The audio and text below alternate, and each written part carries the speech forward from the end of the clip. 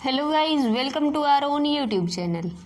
अभी last time हमने किया था लीनियर के लिए एक टेबल बनवाई थी, लीनियर और नॉन लीनियर के लिए इकट्ठी, कि क्रिटिकल पॉइंट्स कैसे हैं तो क्या कुछ करना है, उसके लिए ये टेबल बनवाई थी। अगर आप लोग ये अभी मैं एक्सरसाइज कराऊंगी, क्वेश्चन किस टाइप से आते हैं, कोई टेबल बनानी तो आएगी नहीं पेपर में, तो आपको क्वेश्चन किस हिसाब से करने हैं, कैसे सॉल्व करने हैं, क्वेश्चन जो आते हैं एग्जाम्स में वो करा रही हूँ। तो सबसे पहले तो ये टेबल जिसने भी जहाँ जहाँ बनाई है अपनी टेबल साथ में खोल के रखना, ठीक है। मेरे को याद है, आप लोगों को अभी याद नहीं हुई होगी, अभी लास्ट वीडियो में ही सीखी है, तो कोशिश करो कि इसको याद कर पाओ, क्योंकि बिना याद किए काम नहीं चलेगा, क्योंकि क्वेश्चन में निकाल खुद से नहीं पाओगे, ये चीज़ पॉइंट कौन सा वो याद करना पड़ेगा, ठीक है। तो मैं अपने वो साथ में खोलो। इसमें अगर क्वेश्चन इस टाइप से आएगा और इसमें 4 सब पार्ट्स आते हैं। अब वो 4 सब पार्ट्स कौन से होंगे कि एक लीनियर सिस्टम आपको दे रखा है, ये तो पता चल ही रहा है, लीनियर है। नॉन लीनियर में तो मतलब एक्स आगे देखते हैं, बताऊंगी नॉन लीनियर का भी, ये pxy कैसे बनेगा। तो ये लीनियर सिस्टम है, इस लीनियर सिस्टम पे 4 क्वेश्चंस आते हैं, 4 पार्ट। फर्स्ट पार्ट में वो कहता है फाइंड या determine the critical point. Second part में आता है determine the nature of critical point, उनके नेचर। थर्ड पार्ट में आता है क्वेश्चन कि solve this by matrix method, और लास्ट में आता है check the stability of critical system, ठीक है। 4 क्वेश्चंस आते हैं, determine critical point, determine the nature of critical point, determine the stability of critical point, और एक solve this linear system by matrix method, ठीक है। तो आज हम मैट्रिक्स मेथड भी सीखेंगे। बाकी वे जो 3 पार्ट हैं वो इजीली मैं यहाँ बता रही हूँ अभी, वो इस टेबल की हेल्प से होंगे, और मैट्रिक्स मेथड भी आज ही सीखेंगे, ठीक है। तो पहला क्वेश्चन तो determine the critical point. Critical point कैसे निकालते हैं? अब 2x - 7y = 0, ये इक्वेशंस है। यहाँ से इक्वेशन कंसीडर की, इक्वेशन कंसीडर करने के बाद हम क्या करते हैं, सारा का सारा यही कि 0 0 इसका सोल्यूशन होगा, सोल्यूशन है तो 0 0 क्रिटिकल पॉइंट। फिर हम क्या चेक करेंगे, इसका determinant A B C D। हमने सीखा है कि अगर लास्ट टाइम इधर ऊपर बताया था मैंने कि भाई अगर डिटर्मिनेंट जो है वो नॉन ज़ीरो आ जाए तो 0 0 ही क्रिटिकल पॉइंट होगा। अगर 0 आ जाए डिटर्मिनेंट तो इसका मतलब उसमें और भी क्रिटिकल पॉइंट है, इनफाइनाइट भी कह सकते हो, ज़्यादा क्रिटिकल पॉइंट है। तो पहले इसका डिटर्मिनेंट चेक करोगे, A B C D का डिटर्मिनेंट निकाल के, डिटर्मिनेंट इसमें आ गया 5, तो 5 जो वो नॉन ज़ीरो है। डिटर्मिनेंट जब नॉन ज़ीरो आया तो इसका मतलब 0 0 अकेला क्रिटिकल पॉइंट होगा, ठीक है, क्योंकि 0 0 तो हम कंसीडर करते ही हैं। अभी चलते हैं आगे। उसके आगे मैंने कहा था नेचर ऑफ क्रिटिकल पॉइंट्स। तो नेचर कैसे फाइंड आउट करोगे किसी क्रिटिकल पॉइंट का? कंपेयर करके, कंपेयर किया तो ABCD की वैल्यू तुम्हें पता ही है। कैरेक्टरिस्टिक इक्वेशन मैंने लास्ट टाइम यहाँ बताई थी, लास्ट वीडियो आप देख सकते हो। तो उसमें क्या था, λ² - A + D λ + AD - BC = 0। Characteristic equation यही होती थी। वैल्यूज़ पुट कर दो, वैल्यूज़ पुट करने के बाद जब इसमें मिडिल टर्म स्प्लिट करके इसे क्वाड्रेटिक इक्वेशन को सॉल्व करोगे, क्वाड्रेटिक इक्वेशन को सॉल्व करोगे तो ये आंसर्स आ जाएंगे। लैम्डा की वैल्यूज़ आ गई। अब लैम्डा की वैल्यू खुद बताओ, क्या ये लैम्डा की वैल्यू रियल है या अनरियल है, इमेजिनरी है या कॉम्प्लेक्स है? रियल है, रियल है। और फिर ये चेक करना है क्या ये इक्वल है, नहीं ये इक्वल भी नहीं है, तो रियल है अनइक्वल है। रियल अनइक्वल के 2 केस बनते हैं, या तो सेम साइन या ऑपोजिट साइन। तो ये तो सेम साइन है, तो इसमें कौन से वाला कंडीशन, इसका नेचर कैसा है क्रिटिकल पॉइंट्स का, उसके लिए हमें रूट्स देखने पड़ेंगे। तो रूट्स कैसे हैं, रियल है, अनइक्वल है और सेम साइन के हैं। तो इस तरह का सबसे पहला पार्ट बनता था टेबल में, ठीक है। तो तुम खुद बता सकते हो किस टाइप का वो क्रिटिकल पॉइंट होगा, तो वो पॉइंट होगा नोड। और इस चीज़ को कि हमने क्यों लिखा है रियल, अनइक्वल एंड सेम, तो मैंने आपको बोला था इन 5 के लिए, 4-5 जो पॉइंट्स हैं इनके लिए हम थ्योरम करेंगे पूरी, ठीक है। कि एक थ्योरम 2 थ्योरम मैं खुद करा दूंगी, बाकी आप लोग आराम से कर लेंगे, बिल्कुल सेम प्रोसीजर से बाकी करनी होती है, ठीक है। और वो theorem as it is paper में अगर आती हैं तो बिल्कुल सेम लिखी हुई आती हैं कि ये थ्योरम को सॉल्व कीजिए। इसमें देखो क्रिटिकल पॉइंट कौन सा है, नोड पॉइंट, और इसके ब्रैकेट में आपको थ्योरम नंबर 1 पूरी की पूरी लिखनी है कि ये क्यों है नोड। अगर ये ऐसे रूट्स हैं तो ये नोड पॉइंट क्यों है, क्योंकि वो एक थ्योरम होते हैं, उस थ्योरम की हेल्प से है ये, ठीक है। वो थ्योरम मैं आपको कराऊंगी आगे चल के कि वो थ्योरम क्या होती है, तो इसके लिए टेंशन मत लेना कि थ्योरम कैसे होगी और कैसे नहीं होगी। तो वहाँ वो थ्योरम कहाँ से आएगी, तो ये नहीं लिख के आना, राइट कंप्लीट थ्योरम वन की पूरी स्टेटमेंट लिखनी है आपको यहाँ, ठीक है, क्योंकि रीज़न है वो थ्योरम वन कि क्यों ये नोड पॉइंट हुआ है। ये तो मैंने याद करने के लिए ईजी ट्रिक बताई है, इतनी थ्योरम का प्रूफ थोड़ी करके आओगे, और याद तो करना ही पड़ेगा। तो इसलिए थ्योरम याद करने की बजाय आप ये टेबल याद कर लोगे तो ईजी हो जाएगा थ्योरम, क्योंकि टेबल से ही बनती है सारी की सारी। नेक्स्ट मैंने कहा था स्टेबिलिटी चेक करनी है हर एक पॉइंट की, स्टेबिलिटी चेक करनी है। वही पहले वाले में तुम खुद सोच के देखो, एक minute, real unequal same sign node, और इसमें ये था कि एसिम्प्टोटिकली स्टेबल होगा अगर दोनों नेगेटिव हो, और अनस्टेबल होगा अगर दोनों पॉजिटिव हो। अगर -1 और -5 आया लैम, तो रियल है, अनइक्वल है, सेम साइन है। रूट्स ऐसे हैं, दोनों के दोनों नेगेटिव हैं या पॉजिटिव हैं। अगर रूट्स नेगेटिव हों तो हम कहते थे एसिम्प्टोटिकली स्टेबल होंगे, और दोनों के दोनों अगर पॉजिटिव हों तो वो अनस्टेबल होंगे, ठीक है। तो ये यहाँ से क्या है, एसिम्प्टोटिकली स्टेबल। और ये रीज़न क्या, वही थ्योरम नंबर 1 वो लिखनी है यहाँ, वो मैं आपको बताऊँगी आगे 5 थ्योरम जब सॉल्व कराऊँगी कि फर्स्ट थ्योरम लिखनी है पूरी की पूरी, ठीक है। तो इसी तरह ये भी हो सकते हैं। अभी इसका एक 4 पार्ट, अभी ये 3 तो मैंने सॉल्व कर रखे हैं, 4th पार्ट थोड़ा अलग था, वो मैंने अलग से किया था, तो मैं वो आपको दिखा देती हूँ कि कहाँ है वो 4th पार्ट। तो वो 4th पार्ट मैं, एक मिनट, इन क्वेश्चंस को भी आप ट्राई करोगे, मैं आपको क्वेश्चन दिखा देती हूँ कि कौन से क्वेश्चन आपको करने हैं, तो उन्हीं के अकॉर्डिंग आपको, इसमें मैंने 3 पार्ट एक साथ सॉल्व कर रखे हैं। मैट्रिक्स मेथड जो है मैंने हर एक क्वेश्चन के लिए अलग से किया हुआ है, तो वो अलग से जहाँ किया हुआ है वो मैं आपको शो कर देती हूँ। तो वो क्या है, कैसे होगा वो देखो। तो मैं मैट्रिक्स मेथड और करा देती हूँ आप लोगों को। ये है मैट्रिक्स मेथड, क्योंकि मैंने सबके लिए अलग से सॉल्व कर रखा है, तो एक क्वेश्चन का मैं आपको दिखा देती हूँ कि कैसे क्या सॉल्व होगा। आई हैव क्लियरली शो हो रहा है आप लोगों को। तो मैट्रिक्स मेथड वही फर्स्ट क्वेश्चन जो है उसी के लिए करा रही हूँ, जो क्वेश्चन जिस क्वेश्चन के लिए हमने 3 पार्ट किए हैं, तो एक पार्ट ये आता है, अगर वो क्वेश्चन पूरा पेपर में आता है तो उसके 4 पार्ट आते हैं ऐसे करके, ठीक है, कि find critical point, find the nature of critical point, 3rd part होता है find the stability of critical point, और 4th पार्ट होता है सॉल्व द अबव इक्वेशन या above system of equations bye matrix method. तो ये मैट्रिक्स मेथड देख लो, देखो इसमें हमने लेट किया xt क्या है, x1t x2t।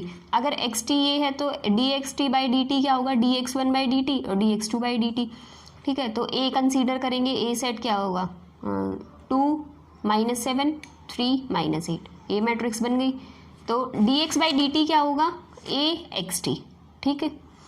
dx/dt की वैल्यू रखो, a की वैल्यू रखो, xt की वैल्यू रखो, ठीक है। x1t या x2t भी लिख सकते हो, इसको x1 x2 भी लिख सकते हो, ठीक है। t का ही फंक्शन होंगे x1 और x2, क्योंकि xt जो है वो x1 और x2 से कंप्राइज है।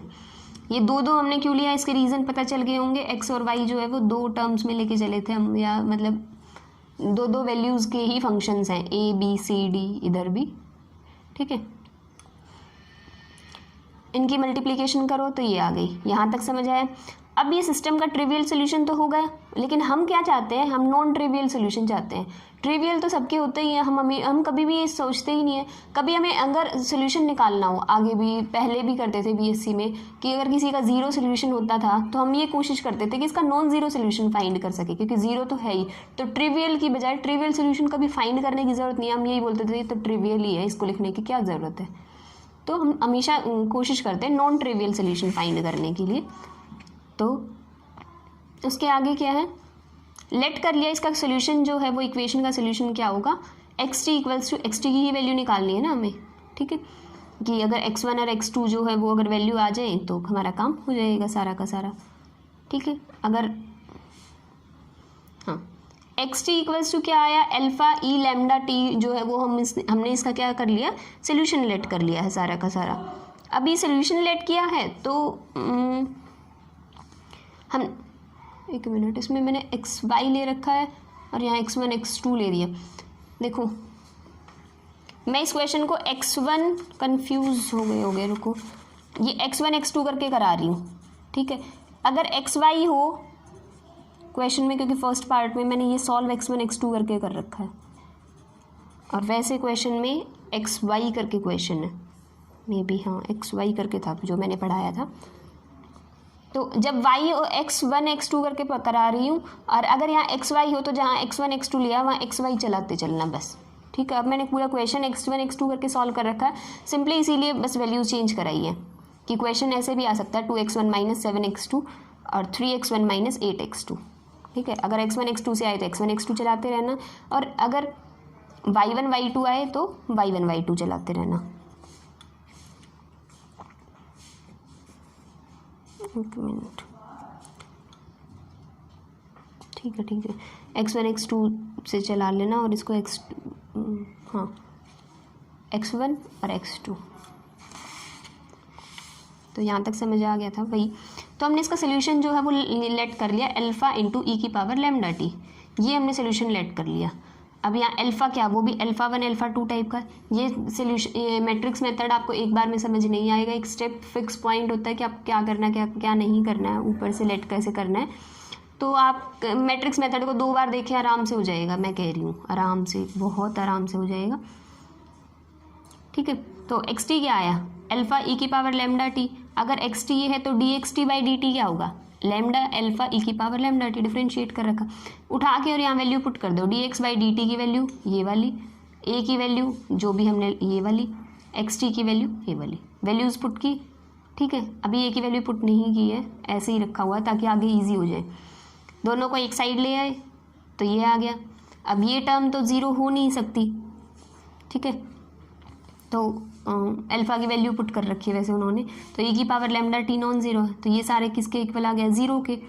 जब ज़ीरो, हम फाइंड कैसा सोल्यूशन करना चाहते हैं, नॉन ट्रिवियल सोल्यूशन, और नॉन ट्रिवियल सोल्यूशन कब मिलेगा, जब इनका डिटर्मिनेंट ज़ीरो हो जाए, क्योंकि अगर डिटर्मिनेंट नॉन ज़ीरो होगा तो सोल्यूशन तो ज़ीरो ज़ीरो को ही कंसीडर करते थे हम क्रिटिकल पॉइंट में भी। अगर डिटर्मिनेंट नॉन ज़ीरो हो तो ज़ीरो सोल्यूशन है, अगर डिटर्मिनेंट ज़ीरो आ जाए तो इसका मतलब और भी सोल्यूशंस एग्जिस्ट करते हैं, तो इसका डिटर्मिनेंट निकालेंगे तो वो ज़ीरो के इक्वल पुट, ज़ीरो के इक्वल ही होगा ना, तभी तो हम इसका नॉन ट्रिवियल सोल्यूशन निकाल पाएंगे। तो इसको ज़ीरो के इक्वल पुट किया, फिर सॉल्व करते हैं इसको, क्वाड्रेटिक इक्वेशन बनाई डिटर्मिनेंट को एक्सपैंड करके, तो लैम्डा की वैल्यू आ गई -1 और -5। अब दोनों लैम्डा के लिए अलग अलग ट्रीट करके और अलग अलग अल्फ़ा की वैल्यूज़ निकालनी है, तभी हम अल्फ़ा की वैल्यू पुट कर पाएंगे उसमें, क्योंकि लैम्डा के लिए तो 2 वैल्यू आ गई, अल्फ़ा के लिए 2 नहीं आई है, वो अल्फ़ा के लिए 2 निकालेंगे, तभी जो जनरल सोल्यूशन था उसमें लैम्डा और अल्फ़ा 2 अननोन वैल्यूज़ थी ना, उनकी वैल्यूज़ पुट करेंगे तभी एक्स टी का सोल्यूशन आएगा, ठीक है। तो लैम्डा इक्वल्स टू -1 पुट करो, जब लैम्डा इक्वल्स टू पीछे वाले में इस क्वेश्चन इसमें जब लैम्डा इक्वल्स टू -1 पुट करोगे तो 2 + 1 -7 3 -8 + 1, तो इस तरह करके हो जाएगा सॉल्व। तो सारा का सारा पूरा सॉल्व हो गया। यहाँ पुट करोगे, मल्टीप्लाई करोगे तो 3α1 - 7α2 = 0, 3α1 दोनों इक्वेशन सेम बनेंगी। इन दोनों से हम क्या कह सकते हैं, 3α1 = 7α2।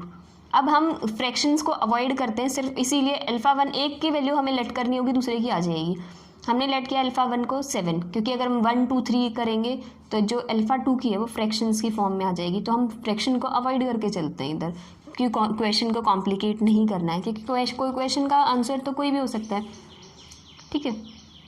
तो सोल्यूशन तो मतलब नॉन ज़ीरो सोल्यूशन निकालना हमें ट्रिवियल के अलावा, तो कोई भी हो सकता है, वो तो एक से ज़्यादा भी तो एग्जिस्ट करते हैं ना। तो α1 और α2 की वैल्यू आ गई, तो पहला अल्फ़ा ये आ गया, ये सफिक्स ऊपर है, ठीक है, तो ये α1 ये α2, तो पहला अल्फ़ा ये आया।